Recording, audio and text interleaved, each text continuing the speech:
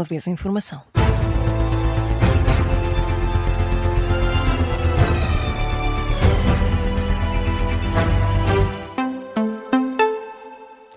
Jornal das 4 com o José Rafael Lopes e começamos na Venezuela. Subiu para 36 o número de portugueses e lusodescendentes mortos depois dos 2 sismos que afetaram o país. Número revisto em alta pelo Ministério dos Negócios Estrangeiros. Pelo menos 36 portugueses ou lusodescendentes morreram devido aos sismos. 96 estão desaparecidos ou incontactáveis. Segundo os dados do Ministério, entre os 36 mortos estão pelo menos 3 crianças. Há ainda 25 lusodescendentes, 6 são portugueses e 1 tem nacionalidade portuguesa por casamento. Dos 96 portugueses desaparecidos ou incontactáveis, 53 são homens, 43 são mulheres, é o que avança o Ministério dos Negócios Estrangeiros. O anterior balanço, divulgado por volta das 2 da tarde, dava conta de apenas 32 portugueses ou lusodescendentes entre as vítimas mortais destes 2 sismos que atingiram a Venezuela. Entretanto, já aterraram os 2 aviões portugueses enviados precisamente para a Venezuela. O segundo avião aterrou por volta das 13h30 da tarde. Antes já tinha chegado o primeiro KC-390 da Força Aérea Portuguesa.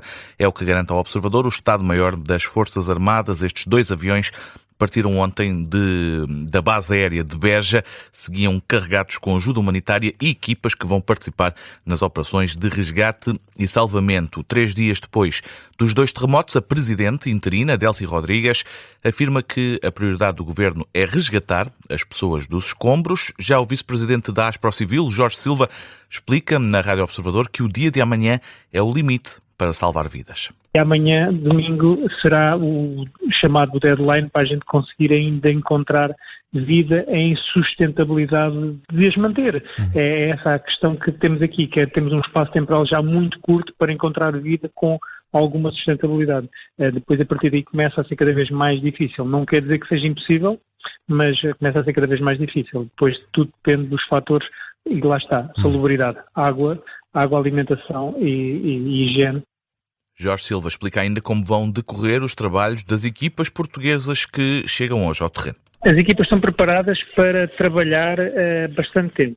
Aqui depois tem a ver com toda a questão que a Venezuela tem preparada para acolher estas equipas.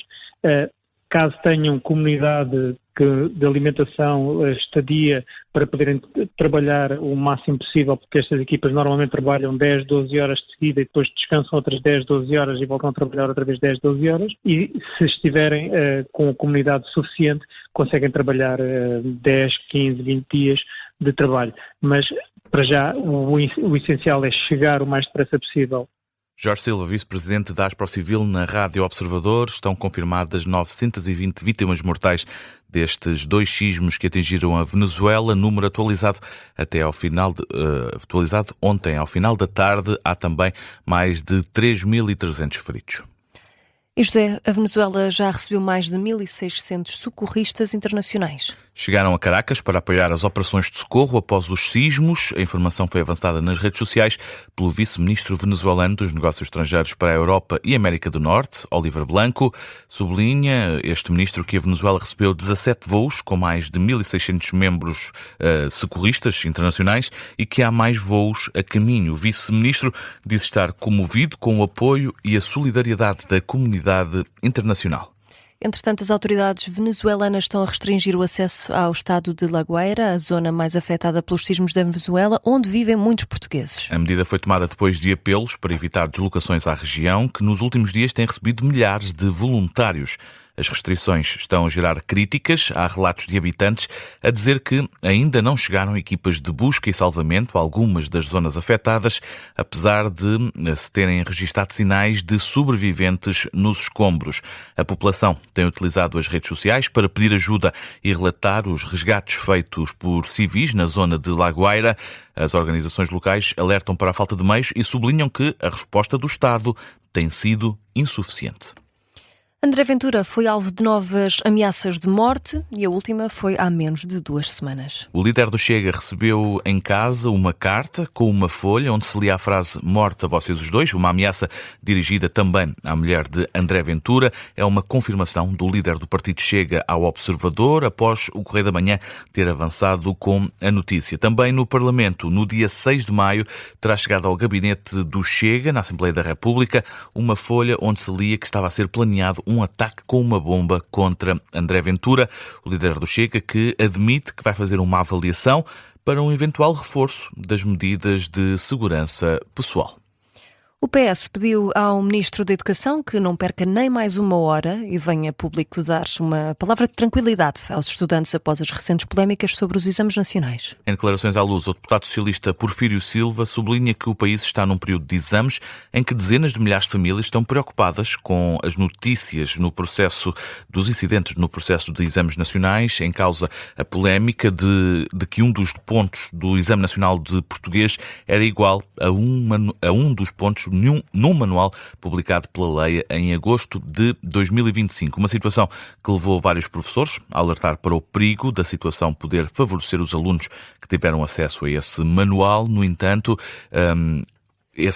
o Jornal Público noticia hoje que esse parecer, disponibilizado pelo Ministério da Educação, foi feito à revelia dos conselheiros científicos. A somar esta questão, a nova classificação digital dos exames tem registado constrangimentos. Há vários professores a relatarem atrasos na distribuição das credenciais de acesso às provas, o que levou o Júri Nacional de Exames a ajustar o calendário para a correção dos exames.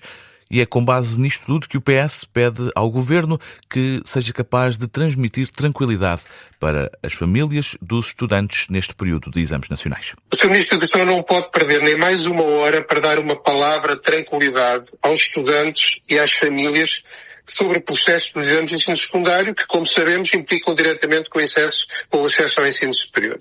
Há dezenas de milhares de estudantes e de famílias preocupadas com esta sucessão de notícias.